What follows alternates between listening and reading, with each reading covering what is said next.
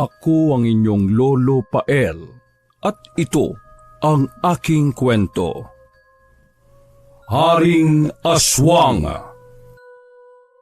Sa isang baryo ng Palawan, napadpad ang magbabarkadang Mikael, Vito, Curio, Kutsipoy at Grospe. Nasa pinakadulo pa yun ng maituturing na isla. Mahilig mag-travel o mag-explore ang magbabarkadang ito. Kung saan-saan na sila nagpupunta. Halos nalibot na nila ang buong Pilipinas. Ngayong nasa mid-30s na ang 5, gusto naman nilang puntahan ang lugar ng isla sa buong Palawan. Ang Palawan na lang kasi ang isa pa sa mga hindi nila nadadayong lugar na may magagandang tourist spot, lalo't marami ring isla sa probinsyang ito. Madali naman nilang napuntahan yon. 1.5 oras din ang biyahe ng magkakaibigan buhat pa sa kinalakihan nilang syudad. Gamit ang nirentahang barkong dimotor na minamaniobra ng matandang bangkerong nagtutour guide sa kanila, dumaong na sila banda sa mga duludulong isla. Hindi nagpakilala sa ngalan ang matandang bangkero. Basta na lang ito sumulpot sa kung saan matapos makapagbayad ng halaga sa accounting na taga El Nido at nagpakilala bilang tour guide nila. Bukang bibig nga pala ng matandang bangkero na mag-ingat at ang tanging may papayo na lang nito sa 5 magkakaibigan sa naturang isla ay ang magdasal. May mga bali-balita din kasi na ang mga naging turista at bisita sa isla ng Palawan na yon ay hindi na nakakalabas pa ng buhay. Sadyang makulit nga lang ang 5 dahil hindi sila sumusunod sa mga babala ng matandang bangkero. Kahit magkano pa nga raw ang ibabayad nila basta gusto nilang subuking pasukan ang kinatatakutang isla na mayroon pa daw na baryo dito na pinamumugaran ng mga nakakatakot na nilalang. Ito din ay ayon sa matandang bangkero na nagtulak sa 5 dala ng kuryosidad na malaman kung may baryo nga sa dulo ng islang yon. May baryo sa loob ng isla na ito. Delikado. Sa loob ng mahigit 30 taong pagiging bangkero ko dito, hindi ko alam kung anong uri ng mga nilalangan nakatira dito. Kaya ang may papayo ko lang sa inyo, huwag na kayong tumuloy. Baka kung ano pa mangyaring masama sa inyo eh. Naipagkibit balikat na lamang ng magbabarkada ang sinabi sa kanila ng mamang bangkero. Parang tinatawanan pa nga sila sa isip nito. Manong, paano naman magiging delikado ang hindi pa nakikita ng 2 mga mata ninyo? Hindi nyo nga alam kung anong klaseng nilalang ang nakatira dito eh. Nasabi mo nga mahigit 30 taong ka nang nagiging bangkero. Dapat alam mo yun, di ba? Mikael, huwag mo nga ganyanin si Manong. Respetuhin mo na lang kung ano ang sabi niya. Parang bata lang kasing kausap mo eh. Nag-aalala lang naman siya sa atin. At saka, Manong, huwag mo kaming alalahanin. Kaya naman po namin yung mga sarili namin eh. Kami pa ba? Sa dami na namin karanasan na gumala sa kung saan-saan dito sa Pilipinas. Sanay na kami sa mga delikadong lugar kagaya nito. Yang sinabi nyo nga. Makakaligtas kaming 5. Basta sa magdamo kaya kami. Di ba mga kaibigan? Nagtawanan naman silang 5 sa sinabi ni Vito. Habang nananatili ang pagkaseryoso ng mukha ng matandang bangkero, napapangiwi pa ito sa attitude ng mga magbabarkada. Tama ka, Vito. Sa tanda ba naman namin ito eh. Hindi pa ba kami masasanay? Tsaka, isa pa pala hindi ba may kasabihan nga tayo, Manong, na maikli lang ang buhay. Sulitin mo na kung ano magpapasaya sa'yo. Libutin mo na ang buong mundo habang may pagkakataon ka pa. Kasi hindi rin natin masasabi. Baka isang araw mamatay na lang tayo na hindi mo pa nakikita yung ganda ng mundong ito na nilikha ng Diyos. Kagaya ngayon, ang ganda-ganda ng Palawan, no? Talagang hindi natin pagsisisihan na makarating dito. Lalo na sa dulo ng islang ito. Tapos, may baryo pa raw. Ako curious tuloy ako kung anong uri ng mga nilalang yung nakatira doon. Ayong 5, sinasabi ko sa inyo hindi tao ang nakatira doon. Nararamdaman ko, mga haliw.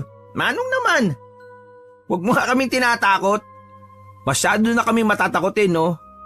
Magpakapositibo ka na lang kasi hindi mo pa nga nasusubukan pasukin eh. May punto naman tong si Nikael, Manong. Kaya sana, wag mo na kaming paalalahanan. Babayaran pa namin kayo ng malaking halaga. Ang bagal lang kami mga magkakaibigan. Ano? Iritabling napakomento ang nagmamarunong na si Vito. Nagmayabang pa nga ito sa matanda. Uy, Mikael, mga magagandang chick siguro yung nakatira dyan, no? Tiyempo ka kapag ganun. Ay nako, umiral na naman yung karumihan ng isip mo, Kuryo. Tigilan mo nga yan. Ikaw yata may gusto magkaroon ng chicks eh. Sabik na sabik ka sa kalibugan mo. Hindi na maipinta ang mukha ng matanda. Nainis na ang bangkero kaya muli nitong sinaway ang mga magkakaibigang ayaw makinig sa kanya sa huling pagkakataon. Basta sinasabi ko sa inyo bawal dito ang kahit na sino. Mabuti pa, sa ibang isla ko na lang kayo dadalhin dito sa Palawan. Huwag lang dito. Pinutol naman ni Kutsipoy ang pananaw ng manong bangkero. Animoy desidido ang mga matatalik na magkakaibigang ituloy ang kanilang pagpasok sa dulo ng isla sa Palawan. Manong, di ba nakiusap naman kami sa'yo? Dadagdagan na lang namin ng tip sa'yo. Huwag ka na kumontra pa. Oh, tama si Kutsipoy, Manong. Gusto lang naman naming ma-enjoy tong isla eh. Lalo na yung dulo ng isla na sinasabi mong may baryo. Oo nga, sunduin mo na lang kami doon pagkatapos. Ikaw kasi Manong kung hindi mo lang sinabing may baryo sa islang yon, hindi kami mauudyok na malaman kung sino-sino nakatira doon eh. At kasalanan ko pa pinapaalalahanan ko lang naman kayong 5. Ay nako, huwag ka na magalit. Dapat nga kami magpasalamat sa iyo kasi makikita namin ang ganda ng islang yon na matik. Woot woot! May magagandang chicks. Salitang nagtaas ng kabila ang kilay ang pilyong si Grospe. Grospe, ikaw magdagdag mamaya Wala na akong pera. Sus, pakuriputan mo ni Gael. Sumingit uli ang mamambangkero sa 5 magkakaibigan. Sa sobrang kaba, muli niyang pinaalalahanan ng 5 magkakaibigan. Sa loob ng 1 dekada, ngayon pa lang ako may dinala ditong bisita. Hindi ko alam, baka... Ay nako, masyado kang negative mag-isip, Manong eh. Hayaan mo na kami dito, ang kulit mo. Balikan mo na lang kami mamayang 6:00 ng gabi ha. Maaga pa naman tirik na tirik pang sikat ng araw eh. Maliligaw kayo. Etong mga pito, gamitin nyo yan. Iniabot sa kanila ng manong bangkero ang kani-kanyang pito. Isinukbit nila yon sa kanya-kanyang leeg. Napapakunot noon naman ang 5 sa weirdong ikinikilos sa matandang bangkero. Parang may kakaiba dito na hindi nila malaman kung ano. O hindi lang nila gusto na pinangungunahan sila sa desisyon nila. Subilbato lang kayo kapag may mangyayari sa inyong masama. Nagkakaintindihan ba tayo? Hipan nyo lang ng malakas ang pito. Basta sa abot ng inyong makakaya. Darating kami para tulungan kayo. Pagpapaliwanag noon ng matanda. Ngunit pasaway pa rin ng mga magkakaibigan. Hindi nila tinanggap ang pito. Manong, walang mangyayari sa aming masama. Huwag ka na nga pong mangamba dyan. Saka itong pito. Ang baduy naman ito.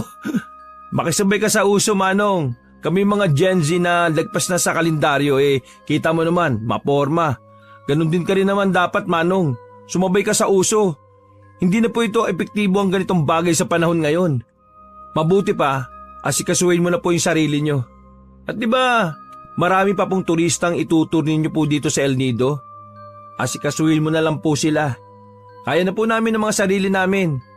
Kung maligaw man kami, di pabalik na rin na lang namin yung kanya-kanya naming damit. Basic, di ba? Ay nako, puro kakalokohan. Hindi na nila nahintay pang sumang-ayon ang manong bangkero. Kagad din silang tumalon palis ng bangkang dimotor matapos makarating sa pampang sa dulo ng isla ng El Nido. Tinakbuhan nila ang manong bangkero. Galit na galit naman ang manong bangkero sa inasta ng 5 magkakaibigang yon. Binabalaan ko kayo. Wala kayong kadala-dala, ha? Sinasabi ko sa inyo, binabalaan ko kayo! Yun ang paulit-ulit na sinabi ng matandang bangkero sa kanila. Pagkatapos ay napapailing na lang habang tinatanaw papalayo ang 5 mga pilyo. Tawanan na namang muli ang 5 sanay na sa galaan. Yung manong talaga na yan, oh. Masyadong nag-aalala. Ano? Ginawa pa tayo mga bata eh. Ang tanda-tanda na natin eh. Oo nga, bakit pa ganun yun? Hindi kasi siya crush ng crush niya eh, kaya ganun yung kutsipoy. Sus, ikaw din naman Vito. Oo, wag na kayo magtalo. Damay-damay na tayong lahat dito. Kaya nga, wala pa tayong jowa hanggang ngayon, di ba? Lagpas na tayo sa kalendaryo. Inuud na yung mga katawang lupa natin. Uy, grabe ka naman sa inuud, Grosbe. Nang to, walang bookingan ng edad. At yung term mo na inuud pa nga ang katawang lupa, grabe, altang-alta na galing ka talaga sa sinaunang panahon eh, no? Hoy, bakit? Totoo naman ni Kayla. At least, tumanda man tayong 5, nasulit naman natin ang buhay natin dito sa mundo. At nakapaggala-gala tayo kung saan-saan. Sinabi mo pa. Teka, saan ba tayo? Daldal tayo ng daldal tapos hindi pala natin alam kung saan na tayo pupunta. Ano, lakad lang tayo ng lakad eh oh. Di ba? Didiretsuhin na lang natin ang bagay ito ng lubak na daan. Sigurado akong may mga bahay dyan na pwede natin pagsilungan. Parang papaulan na din kasi oh. Tingnan nyo, kumukulimlim na yung kalangitan.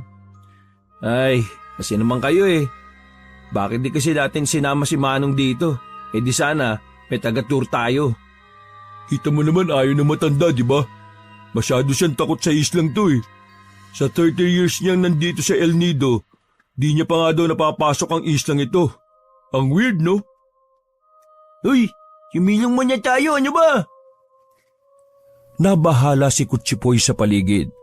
May pagpatak-patak at hamog na nagbabanta. Niyakap na sila ng lamig, kaya binilisan na nilang magkakaibigan ang paglalakad. Nagbabadya na nga ang panahon. Kasi naman kayo eh. Dapat sinunod na lang natin yung matandang bangkero eh. Oh, ayan na naman tayo sa matandang bangkero eh. Wala na nga. At saka isa pa, nanisi ka pa talaga ha. Eh ikaw nga itong aya ng aya dyan eh. Tinaliman ng mata ni Vito si Grospe. Kagad namang umawat si Mikael sa dalawa bago pa tuluyang magkainitan. Oo, Vito, Grospe, wag na nga kayo mag-away dyan. Lumakad na lang tayo ng lumakad, no? May makikita din tayong bahay dyan sa tabi-tabi. Doon tayo makikisilong. Itinuloy nga nilang libuti ng kabuuan ng dulo ng isla ng Palawan. Hanggang sa natanaw na ng mga mata nila ang isang liblib na lugar. Pare-parehong nagsalubong na lamang ang kilay ng mga binata. Tapos ay nagkatinginan na iisa ang iniisip ng bawat isa. Totoo nga yung sinasabi ng mamang bangkero na yun. May baryo sa loob ng islang ito. Unang beses ko palang makainkwentro ng ganito ha. May ganito pala talaga dito. Magkahalong pagkamangha at pagtataka ang umukit sa mga mukha nila. Subalit nalipatan ng atensyon ng 5 binata sa paparating na residente ng baryong yon. Taliwas sa reaksyon nila'y takot naman ng mga mata nito na tumungo sa kanila. Biglang napalitan ng panlalaki ng mga mata ang mga magkakabarkada ng baluti ng dilim ng puting kalangitan. Kagad nagtago ang 5 magkakaibigan sa mga malalagong matatandang punong ligaw upang may masilungan sila. Sa papalapit na banta ng masungit na panahon. Tulungan niyo kami! Nandyan na sila! Papatayin nila kami! Tulong! Nagngangalit na ang kulog at kidlat sa madilim na kalangitan. Hindi nila matukoy kung bakit tila ganoong kalakas nabubuhos ang paparating na dilubyo sa lugar na yon. Mukhang hindi lang bagyo ang paparating, kundi isang malaking panganib na magiging banta sa buhay ng mga residenteng nakatira doon. Kasama sila. Isang pagdanak ng dugo. Nandiyan na sila! Tulungan niyo kami! Tulong!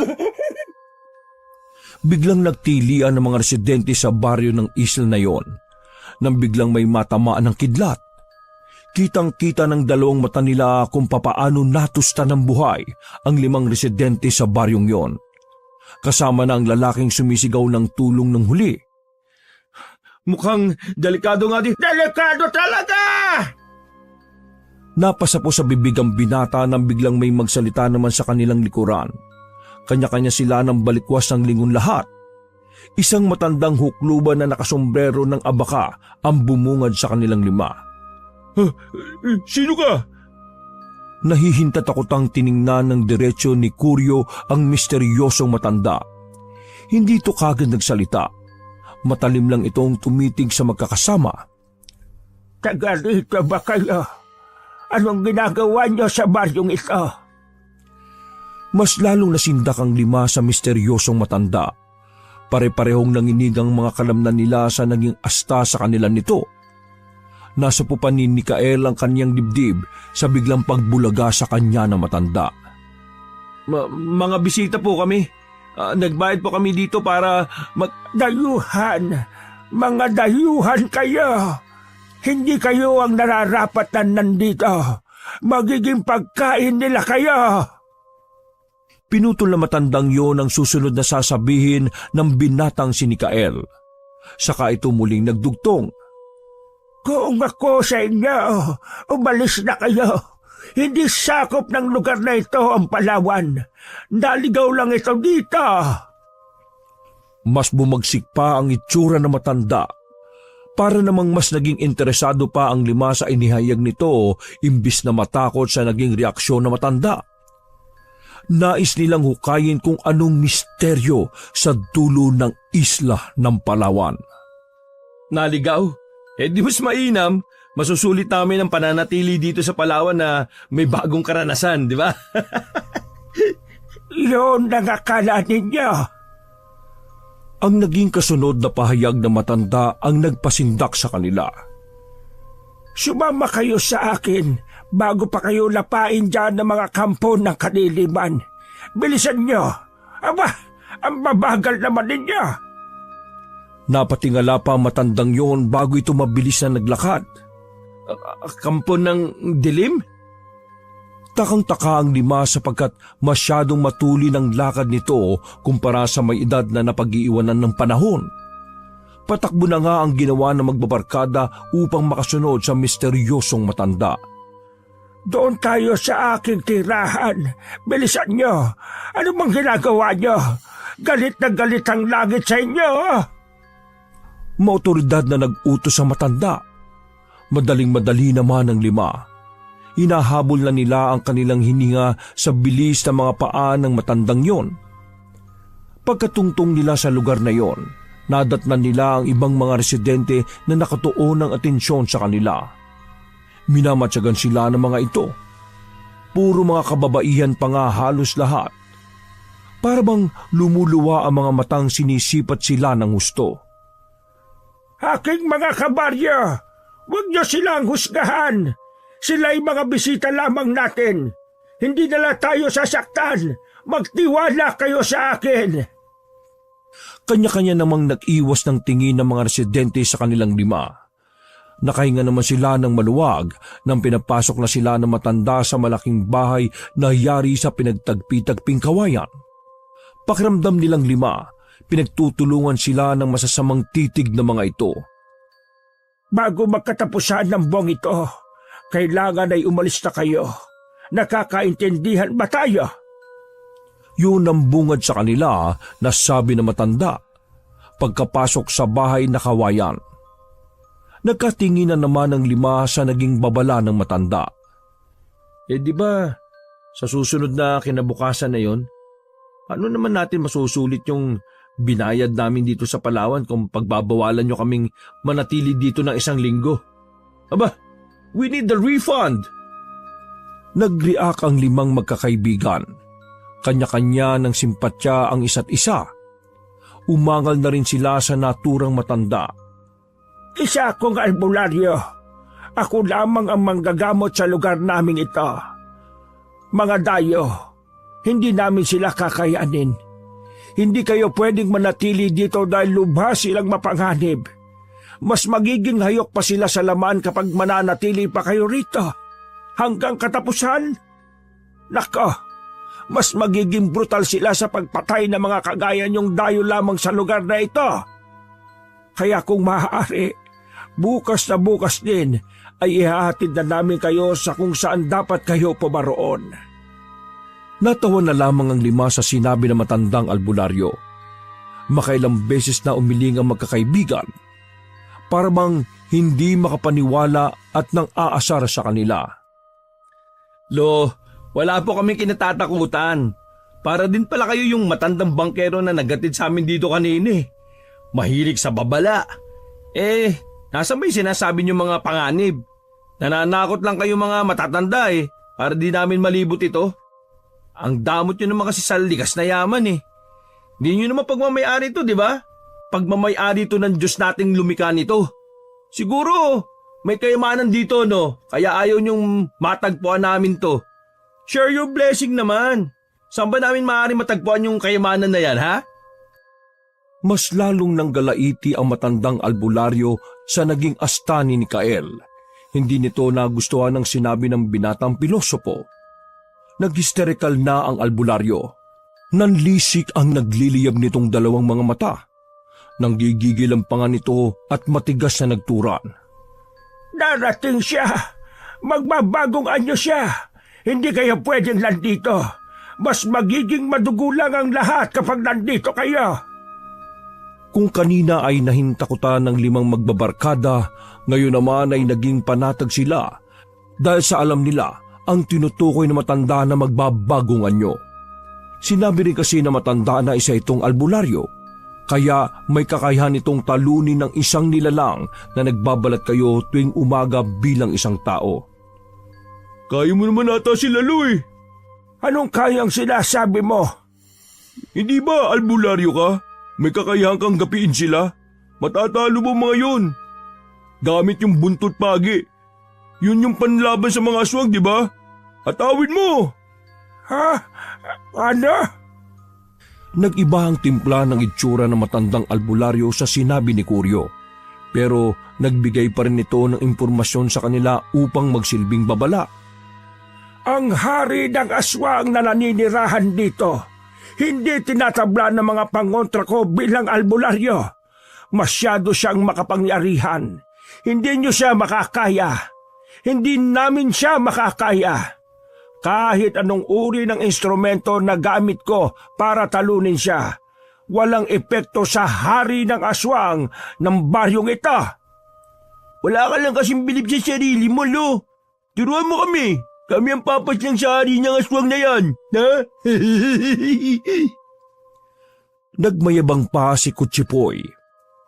Napakagat naman ng labi ang albularyo sa sinabi ni Kutsipoy.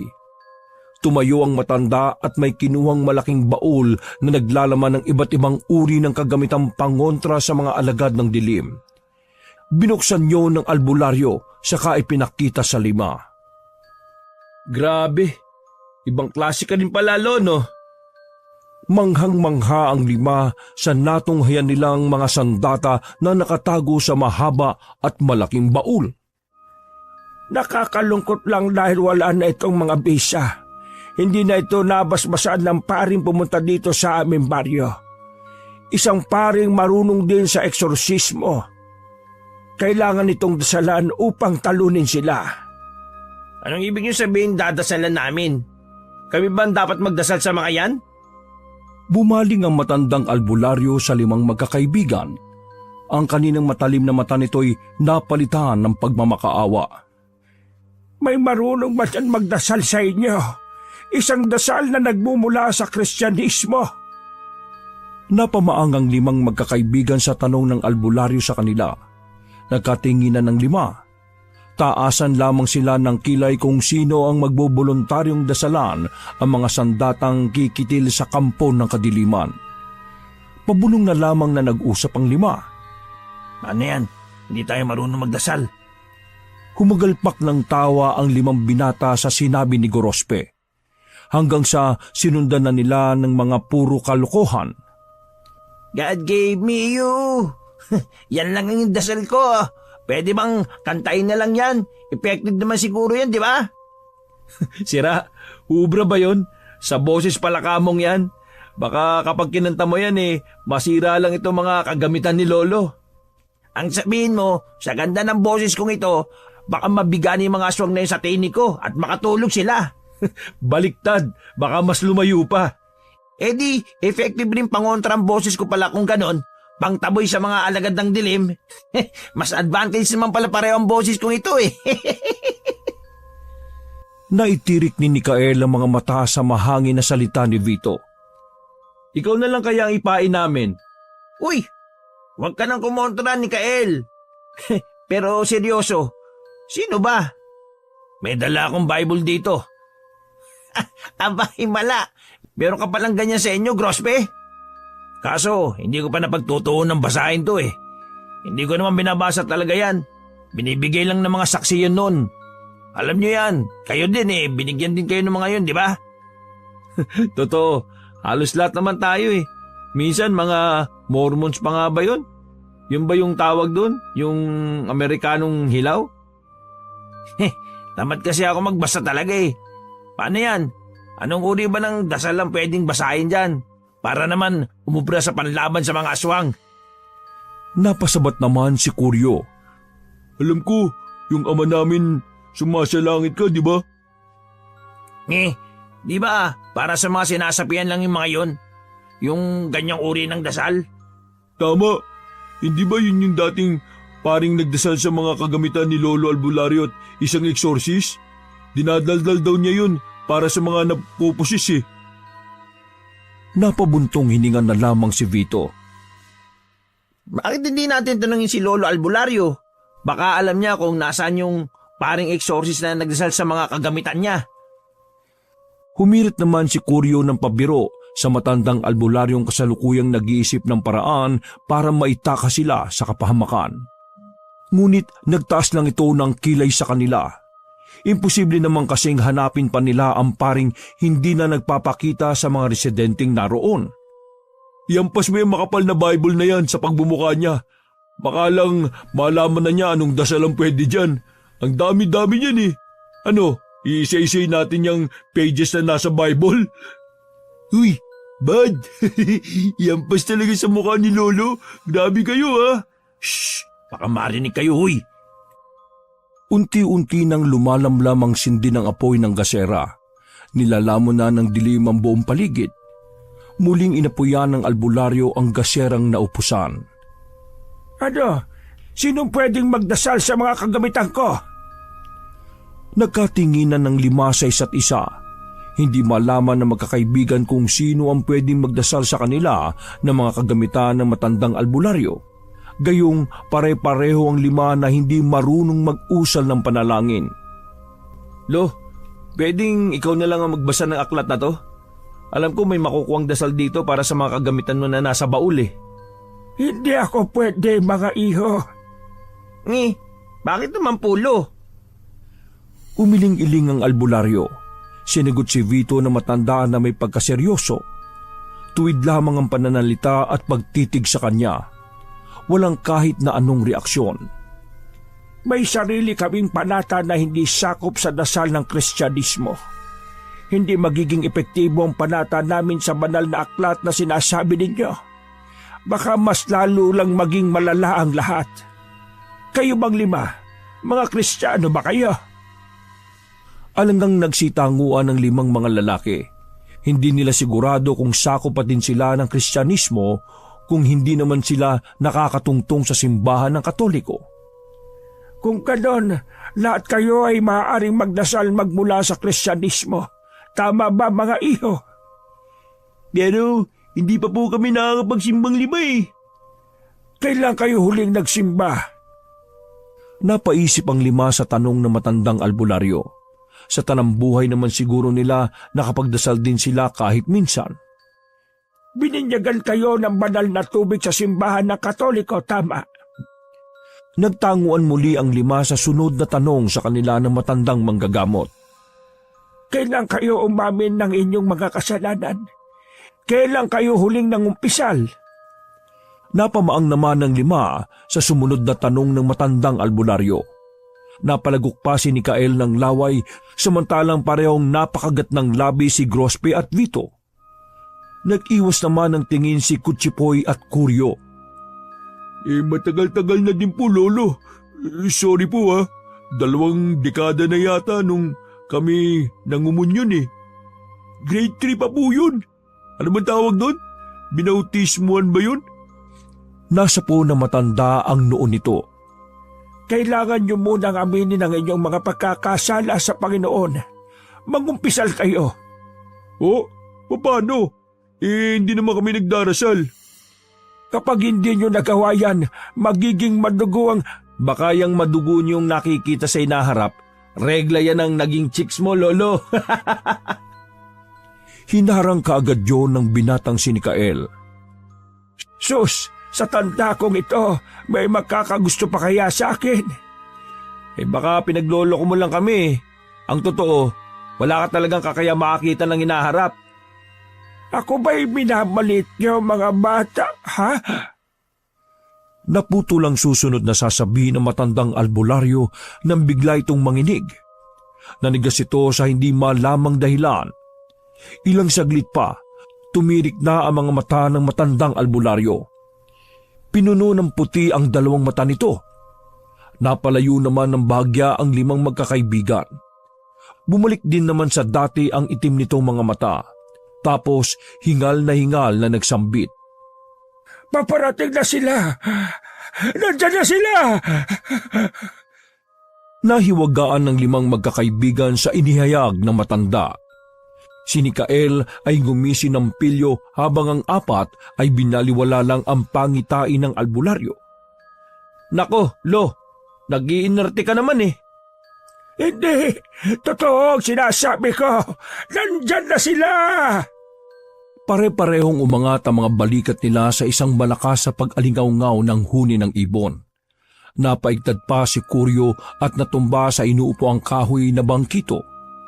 Dala ng gulat ay napilayan pa ang kaliwa nitong braso nang itukod ang siko nang tumili ang halimaw na ibon.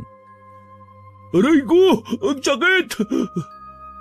Umalingaw-ngaw sa buong bahay na kawayan ng matandang albularyo ang boses ni Kuryo. Dahilan upang maging agresibo mga alagad ng dilim. Nagsilitawan kung saan-saan ang iba't ibang uri ng aswang. Mabilis na sumunod ang mga iyon sa bahay ng albularyo. Malakas na sumigaw ang matanda sa 5 binata upang balaan sa agarang paglisan sa bahay nito. Dali! Nandyan na sila! Tumakas na kayo! Napamaang pa ang 5 at hindi makapaniwala sa mga paparating na nilalang. Ano ba? Mga aswang ang mga yan! Tumakas na kayo! Dali! Bago pa nila kayo lapain! Doon lang tuluyang napagtanto ng magkakaibigan ang kasalukuyang nangyayari. Nasa panganib ang kanilang buhay. Sa hudyat na yun ng matandang albularyo, madaling tumakbo ang 5 sa likuran ng bahay kawayang yon upang tumakas. Makapigil hininga na nilusong nila ang kulay tsokolating ilog. Wala na silang pakialam kahit dumikit na sa kanilang balat sa hita ang mga linta. Napapangiwi sila sa sobrang sakit nang makaramdam ng pangangati sa buong katawan. Bilisan natin! Nandiyan na sila! Naririnig ko na sila! Malapit na sila! Iritable na ang pakiramdam ng 5, ngunit hindi pa rin sila nakakaahon sa lupa. Ang tagal! Nandiyan na sila! Bilisan natin! Nag-hysterical na si Mikael. Mangyak-ngyak naman ang 4 sa sakit dahil may sumisipsip na dugo sa kanilang katawan. Mas nauna pa ang mga pesting linta na pagpiestahan ng dugo nila kaysa sa mga humahabol sa kanilang alagad ng dilim. May bumulwak na tubig sa likuran ni Kuryo. Binulaga ito ng halimaw sa tubig. Diyos ko! Diyos ko! Dahil nagkaroon ng diferensya sa kaliwa nitong braso ang lalaki, nahuhuli ito sa likuran ng 4 na kasama. Nalapa ito sa kanang binti. Aray! Sakit! Aray! Dagling naglingunan ng 4 sa naging sigaw ni Kuryo. Pare-parehong nanlaki ang mga mata ng 4 nang masilayan nila na unti-unti nang nilalamon ng malaking buwaya si Kuryo. Diyos ko! Tulungan niyo ako! Tulong! Lumubog na sa tubig si Kuryo. Wala nang nagawa ang katawang lupa ni Kuryo kundi ipaubaya ang sarili sa dambuhalang buwaya. Hinatak na ang buong katawan nito patungo sa lalamunan ng reptilyang hayok na hayok sa sariwang laman at buto ng mga mortal. Diyos ko! Kuryo! Hindi! Ilang sandali pa, unti-unting nagbabagong anyo ang dambuhalang buhayang yon hanggang sa naging normal na tao. Tumakbo na tayo mga kasama! Aswang! Aswang yan! Mabilis silang tumakbo. Halos magkabungguan pa ang apat. Saksi ang apat na lalaki kung paano lamunin ng buo ang kanilang kaibigan. Mangiyak-ngiyak na ang apat. Naging mabagal naman ang pag-usad ng kakaibang nilalang na nag-anyong tao. Matapos lunukin si Kuryo. Halata ang kabusugan ng hubot-hubad na lalaking kayang magbagong anyo mula sa iba't ibang hayop. Hinihintay na lang nitong matunaw sa tiyan ng nilunok ni Kuryo bago ulit makapambiktima ng bagong magiging laman ng tiyan nito. Hindi niyo ako matatakasan. Ako ang hari ng aswang. Walang makakatakas ng kahit na sino sa akin. Wala! Itinaas ng kakaibang nilalang ang dalawang braso. Ibinuka ang mga daliri hanggang sa unti-unti itong naging mahahaba. Gumapang ang matitinik nitong kulay abong mga balahibo sa braso hanggang sa nagmistulang pakpak. Malalambot ang mga ito, ngunit nakakapangsugat kapag natamaan sa balat. Ipinagaspas ng kakaibang nilalang ang nabuong pakpak sa braso. Mabilis na tumaas sa ere ang katawan ng kakaibang nilalang. Nang nasa himpapawid na ang hari ng aswang, pumailan lang ang nakakasindak nitong tinig sa buong baryo sa Palawan. Saka nito pinunterya ang isa sa bibiktimahin niyang apat na magkakaibigan. Ang nahuhuli sa pagtakas ay si Grospe. Nahihirapan itong sabayan ng tatlong magkakaibigan. Hinihingal na rin kasi ito. Hinahabol ang paghinga. May problema na kasi si Grospe sa baga. Minsan ay mabilis din ang pagtibok ng puso dahilan upang may indahin ito sa tapat ng dibdib. Kitang-kita sa mukha ni Grospe na nahihirapan na ito sa pagtakbo. Nakikita niyang malayo na ang tatlo niyang kaibigan. Sumisirko na rin ang kanyang paningin. Nanlalabo na ang kanyang mga mata sa sobrang hapong nararamdaman. Mga kasama, tulungan niyo ako. Hindi ko na kaya. Pinagpapawisan ng malapot si Grospe. Nagdodoble na ang paningin nito. Kinakapos na siya ng hangin. Paulit-ulit niyang tinatawag ang kanyang mga kaibigan subalit hindi siya nito marinig. Sinapo ni Grospe ang kanyang dibdib. Mariin niyang nilukot ang damit. Tuluyan na niya nahalikan ng lupa nang hindi na niya kinaya pang tumakbo. Hindi na rin niya maaninag ang kanyang mga kaibigan. Nawala ng parang bula sa mga mata niya sina Mikael, Vito at Kutsipoy. Iniwan na siya ng mga ito sa ere. Habang papalapit na ng papalapit sa kanya ang panganib, naririnig na niya ang ngir-ngir ng mga alagad ng dilim. Mas lalong na-trigger ang kanyang puso sa kung anumang posibleng mangyari sa kanya. Napaluhan na lamang ang lalaki. Wala na itong nagawa kundi tanggapin ang brutal niyang kapalaran sa baryong yon sa Palawan. Akala ko mga tunay silang kaibigan. Sarili lang pala nila ang iniisip nila. Sayang ang nabuong pagsasamahan natin sa paglibot-libot natin dito sa Pilipinas. Sayang. Hindi na namalaya ni Grospe na nasa likuran na niya ang kakaibang nilalang na kayang mag-iba ng anyo. Napangiti ang hari ng aswang. Mabilis na sana nitong aatakin ng nanghihinang si Grospe, ngunit narinig nito ang mga kumpol na itim ng ibon na paparating. Sumipol ang hari ng aswang upang manduhan ang kanyang mga alagad. Inutusan niya itong papakin ang naghingalong lalaking nakadapa na sa lupa. Dinumog ng mga uwak ang katawang nakadapa. Hayok na hayok ang mga itim na ibon na nag-aagawan sa laman ni Gorospe.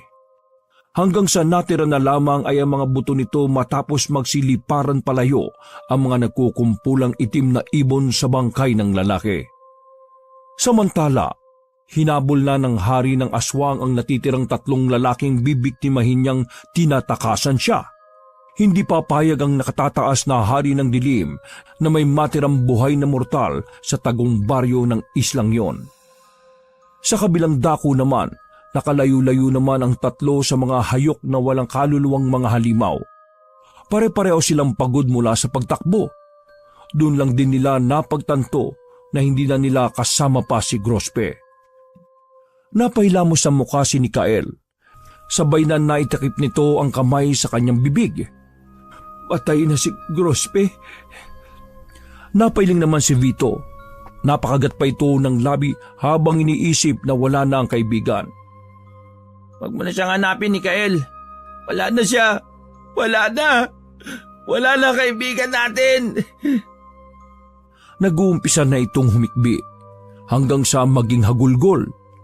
Nahawa na rin sina Mikael at Kutsipoy sa pag-iyak ni Vito. Sinubukan naman pigilan ni Kutsipoy ang namumuong emosyon sa dibdib. Kasalanan ba natin na gusto lang natin mailigtas sa mga sarili natin? Kaya hindi natin siya napansin kanina? Kutsipoy, wala tayong kasalanan. Talaga ba, Vito? Wala tayong kasalanan? Hindi ba alam natin na may history ng asthma si Grospe? Dapat pinauna natin siya eh. Dapat alam natin yun. Dapat inalalayan natin siya. Kaya dapat buhay pa siya kasama natin. Mikael, nasa bingi tayo na kamatayan kanina. Uunahin pa ba natin kung anong naging sakit niya? Ang nararamdaman niya? E di, inamin mo rin na sarili mo lang ang iniisip mo, Vito. Wala akong sinasabing ganyan, Kael. Wala kang kwentang kaibigan. Eh ikaw, di ba ikaw rin naman? Wala kang kwentang kaibigan. Kaya nga tayo nandito ngayon 3 eh. Kasi pare-pareho natin siyang iniwan. Tama na. Tumigil na kayo, ano ba? Doon na pumagitna si Kutsipoy. Hindi ito oras para mag-away. Pwede ba, sa pagkakataong ito, huwag na kayong magkontraan. Sa halip ang isipin nyo kung paano tayo makakasimpian ng baryo na ito. Isla ka mo. Napasabunot ng buhok si Mikael. Mangyak-ngyak ito na hindi na malaman ang gagawin. Napailing muli si Vito saka napayuko. Maski ito, hindi alam kung paano sila makakalabas sa baryong yon na nasa loob ng isang isla. Kael, sorry kung naging ganito ako. Sorry rin, Vito. Nagkayakapan ng 2 binata. Pangiti-ngiti naman si Kutsipoy na wari inaasar pa ang 2. Pero kagad din itong binawi ang pang-asar ng ngiti nang makarinig ng malakas na alingaw-ngaw na mga ibon. Hindi niya siguro obra pa yung ginawa natin nung una. Anong una, Kutsipoy? Yung binaliktad natin yung mga damit natin para hindi tayo maligaw. Ginawa ba natin yung kanina? Hindi gawin natin. Wala nang ibang paraan. Kailangan natin bumalik sa kubo para magpatulong tayo sa matandang albularyo para makalis sa lugar nito ng mga aswang. Pero paano tayo makakabalik? Hindi nyo na kailangan pang bumalik. Sabay-sabay na nagsilingunan ng 3 magkakabarkada. Boses yun na matandang manggagamot na nakilala nila sa kubo. Ikaw pala, Lo. Papanong? Wala na ang marami pang tanong, mga iho. Ilalabas ko na kayo dito. Itatakas ko na kayo. Pero, Lo, yung aswang pa na pumatay kay Kuryo at Kutsipoy. Ako na ang bahala sa kanya. May naisip na akong paraan para matalo ang hari ng aswang na yon. Paano po, Lo? Heto. Ibinida ng albularyo ang kanang kamay na napapalibutan ng itim na balahibo. Pare-parehong napamulagat ang 3 sa ipinakita sa kanila ng matanda. Saglit pa, humaba na rin ang itim nitong mga kuko. Tiningnan nila ng diretso sa mga mata ang albularyo. Nagkukulay dugo na ang paningin nito. Ang mabalbo nitong kanang braso ay gumapang hanggang sa katawan, mukha at binti. Tuluyan na itong nagpalit ng anyo at naging isang halimaw. Ikaw ang aswang na pumatay sa Hindi na naituloy pa ni Kutsipoy ang susunod na sasabihin. Bumuga na siya ng malapot na dugo. Dahan-dahan niyang tiningnan ng dibdib. Nakabaon na ang malahalimaw na kamay ng albularyong yon sa dibdib ng binata. Nagulantang sina Mikael at Vito sa naging reaksyon ng matandang albularyo. Hindi nila akalain na ito pala ang hari ng aswang sa baryong yon sa isla ng Palawan. Hinugot ng matandang albularyo na nag-anyo ng aswang ang mabalahibo nitong kamay na nakabaon sa dibdib ni Kutsipoy. Hawak-hawak na nito ang maitim na puso ng binata. Otomatikong bumagsak ang katawan ni Kutsipoy sa lupa. Nakadilat itong nawala ng malay. Nakakakilabot na napapahalakhak ang hari ng aswang. Ang totoo niyan, walang ibang paraan para matalo ako. Wala! Wala! Tinakpang muli ni Mikael ang nakaawang niyang bibig. Nabosesan niya ang matandang bangkero na nagatid sa kanila sa dulo ng islang yun. Nagbago ang itsura nito. Hindi makapaniwalang napatrasin na Mikael at Vito. Heto na nga ang matandang bangkero na nagtuturgay sa kanila sa Palawan. Hindi sila makapaniwala na ang nakilala nilang matandang bangkero at ang matandang albularyo ay iisa na nagbabagong anyo lang pala para biktimahin silang lima. Nilamutak ng hari ng aswang ang puso ni Kutsipoy. Nang madurog na ito sa mga kamay ng halimaw, saka nito takam na takam ng nginasab ang nagdurog na lamang loob. Gamit ang malalubid sa nipis nitong dila, sinimot ng aswang ang natirang durog na lamang loob sa palad. Hindi kaagad nakariak ang dalawa. Walang lumalabas na tinig kay Mikael. Gustong-gusto na nitong sumigaw ngunit naunahan na siya ng takot. Naglakas loob na lamang si Vito na ilabas ang tinig upang maalerto si Mikael. Takbo! Bilis! Mabilis na sumibat ang dalawa. Para mga kabayo na nagkakarirahan sa bilis ang mga paa na magkaibigan. Wala na silang pakialam kung mapatid sila. Ang mahalaga, matakasan nila ang pinakamatindi nilang kalaban, ang kamatayan. Ang mamatay ng walang kalaban-laban sa halimaw na yon. Takbo, Mikael! Takbo, bilis! Ang tanging naririnig na lamang ni Mikael sa boses ni Vito. Kahit puro alingas-ngas, ngir-ngir at alulong ang marinig nito sa paligid. Mikael! Tumakbo ka lang hanggang sa maaabot ng iyong makakaya! Takbo! Huwag kang lilingon! Takbo! Nakapikit na ang binata habang manhind na ang mga paa sa pagtakbo ng mabilis. Magdasal tayo, Kael! Sa pagkakataong yon, narinig naman niya si Kutsipoy. Panahon na para magbago tayo, Kael. Narinig naman niya ang tinig ni Grospe. Sabayan mo kami, Kael, ha? At ang tinig ni Kuryo. Naman namin, sumasalangit ka.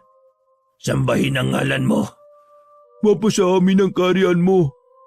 Sundin ang loob mo dito sa lupa para lang sa langit. Tagaktak na ang pawis ni Mikael. Hinihingal na rin siya. Kinakapos ng hininga pero dahil sa tulong ng mga kaibigan gamit ang tradisyonal na pagdarasal, napapalakas na mga ito ang kalooban niya.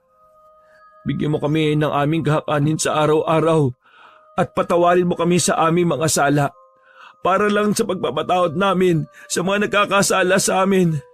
Huwag mo kaming ipahintulot sa tukso at iadya mo kami sa lahat ng masama.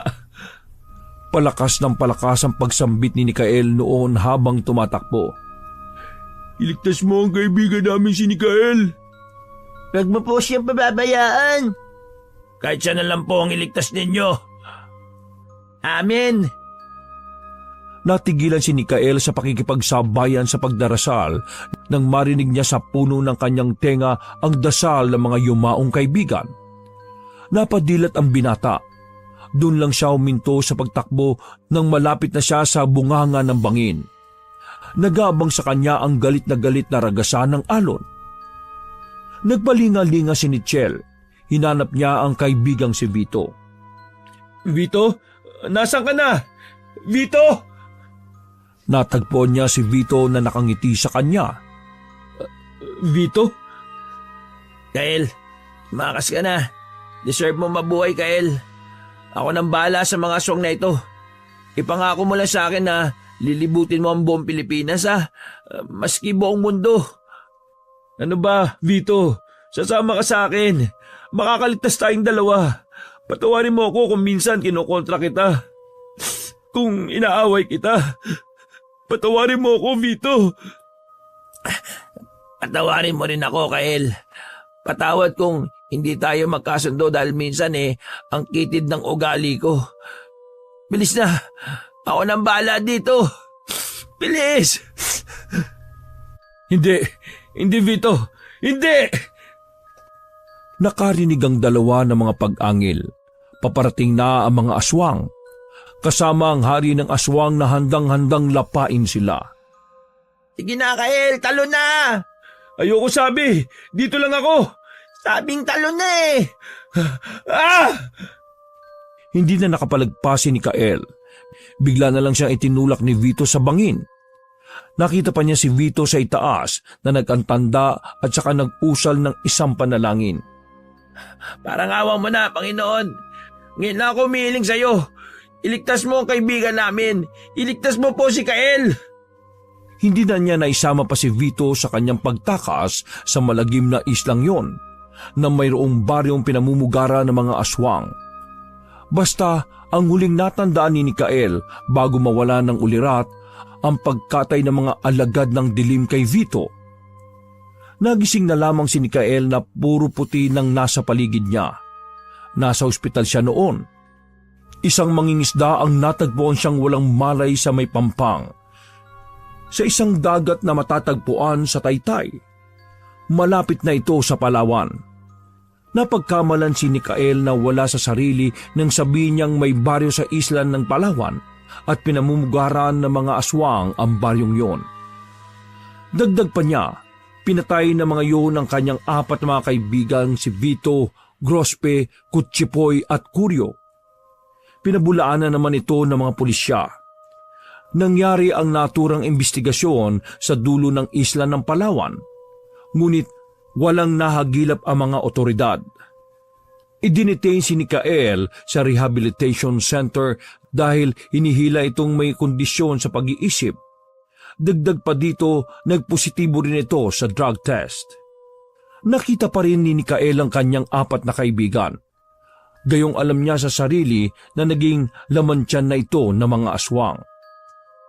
Nang tuluyang gumaling at hindi na niya nakikita pa at sinasambit ng paulit-ulit ang mga kaluluwa ng 4 na kaibigang humihingi ng hustisya sa pagkamatay nila, saka tinupad ni Kael ang pangako ng mga kaibigang yumao na lilibutin niya ang iba't ibang lugar sa Pilipinas. Isusunod na rin niya ang ibang bansa. Matapos niyang mapuntahan lahat ng natitira pa sa listahang hindi niya mapuntahan. Basta, naniniwala akong pinatay kayo ng mga aswang. Naniniwala ako na habang buhay kong dadali ng masalimuot na pangyayaring yon hanggang sa malagutan ako ng hininga. Dinukot ni Kael sa kanyang bulsa ang listahan na lugar na kanyang pinupuntahan. Dumako ang mga mata niya sa huling lugar na pupuntahan niya dito sa Pilipinas, ang Palawan. Nais niyang puntahang muli ang lugar na ito at kumbinsin ang sarili na tama ang mga sinabi niya sa pulisya.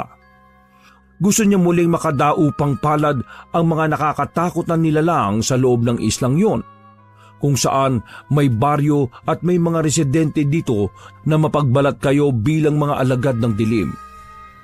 Lalong-lalo na ang bangkero at albularyo na tinaguriang hari ng aswang sa baryong yon, dahil sa nag-iiba ito ng anyo. Mapahayop man o tao, na kayang gayahin ang itsura ng matagal ng patay. Isang makapangyarihang nilalang na kailanman hindi na maaalis sa utak ni Kael. Kahit mahirap paniwalaan ng iba dahil sa mapapawalang isla sa probinsyang yon na pinili lang pakitaan sa kung sino mang taong kulang ang pananampalataya sa may kapal. ang dulong isla sa Palawan na may baryo. Kaya kung dadayo kayo sa Palawan, mag-ingat at palaging bitbitin ang pagkapit sa Panginoon. Nang sa ganon, hindi niya makikilala ang hari ng aswang na magaling magpanggap upang makapambiktima ng sariwang laman ng tao. Wakas!